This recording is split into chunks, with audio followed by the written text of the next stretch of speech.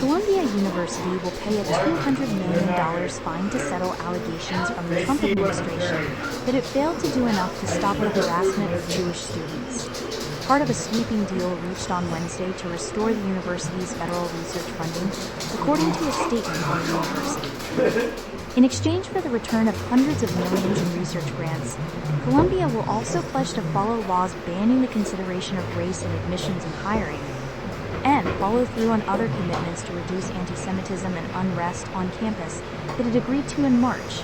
The deal, which settles more than a half-dozen open civil rights investigations into the university, will be overseen by an independent monitor agreed to by both sides, who will report to the government on its progress every 6 months. Columbia will also pay $21 million to settle investigations brought by the U.S. Equal Employment Opportunity Commission.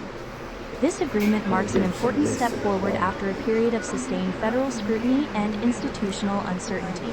Claire Shipman, Columbia's acting president, said in the release, "The settlement was carefully crafted to protect the values that define us and allow our essential research partnership with the federal government to get back on track. The deal is a significant milestone in the Trump administration's quest to bring elite universities to heel.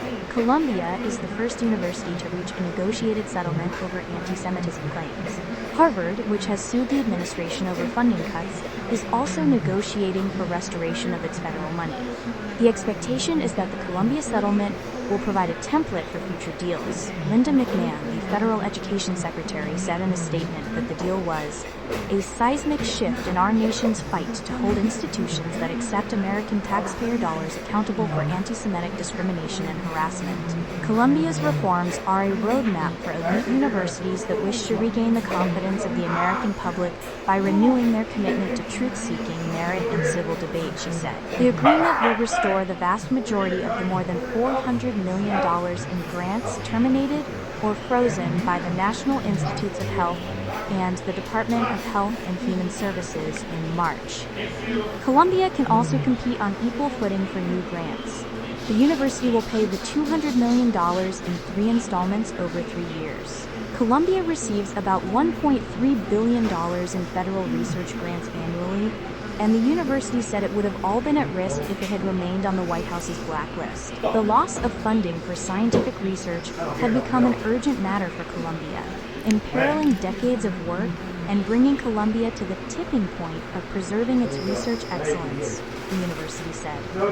But making a deal with the White House brings its own risks for Columbia, challenging the limits of the private university's independence and lending legitimacy to the Trump administration's strategy of weaponizing research funding to accomplish an unrelated aim of reining in campus unrest. The federal government announced on March 7 that it was canceling $400 million in grants and contracts to Columbia, an extraordinary step that made the university the first to be punished by the Trump administration with a freeze on research funding over accusations that it had failed to protect Jewish students from harassment. Other schools, including Harvard, Cornell, and Northwestern, soon followed.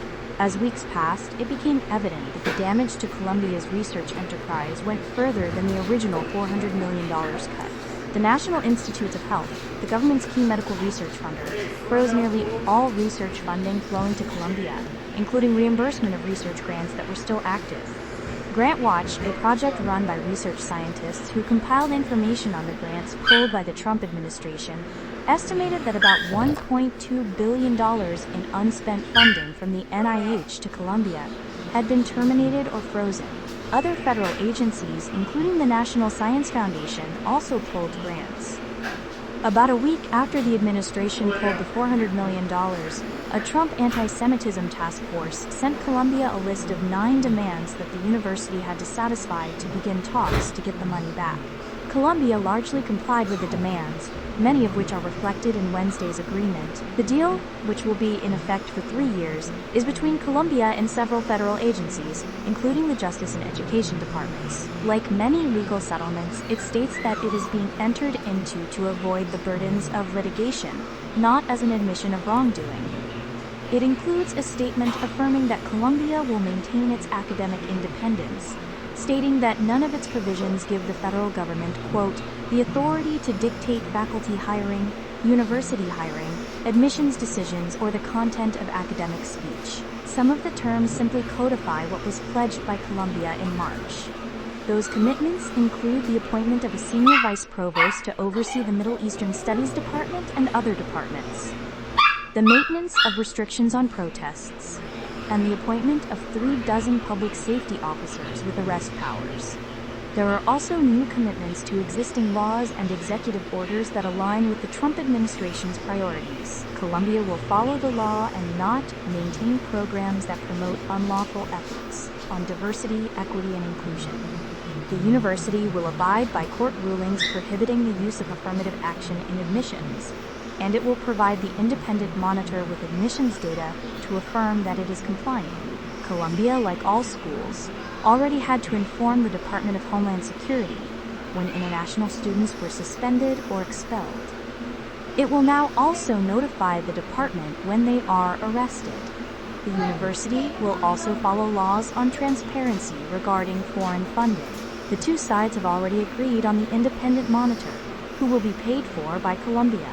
It will be Bart M. Schwartz, co-founder and chairman of the crisis consulting firm Guidepost Solutions, and a former chief of the criminal division of the U.S. Attorney's Office for the Southern District of New York. The deal is designed to bring to rest months of difficulty at Columbia, which chose to negotiate with the Trump administration rather than sue.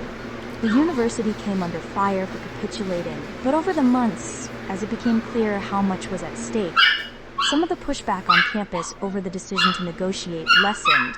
Ms. Shipman, a former television journalist who led the negotiations for Columbia, stepped into the role of acting president in late March after serving as a co-chair of its board of trustees. She defended the university's decision to deal with the White House rather than litigate the road Harvard had taken. During several months of intense negotiations, Ms. Shipman worked with the board, lawyers, and a small academic leadership team to mold the White House demands into something that they felt the university could live with, she said in an interview this week. She said she felt the university had managed to maintain its core principles of academic independence, the power to decide whom to hire, whom to admit, and what to teach, even though the deal is tough. Ultimately, we had to make the decision that was the right decision for Columbia, she said, and I think we have made that decision. We weren't reckless.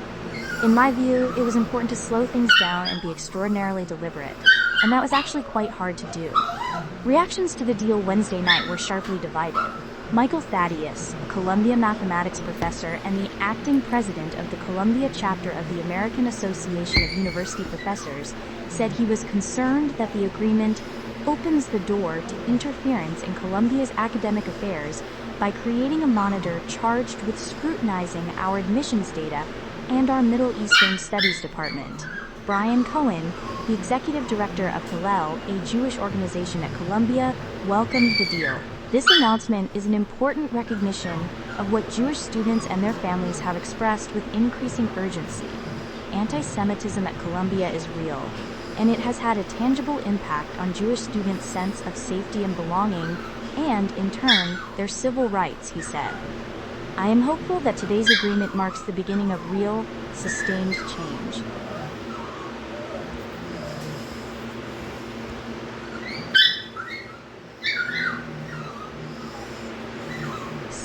Rome's largest park, Villa Doria Pamphili, is something of a haven from the city's bustle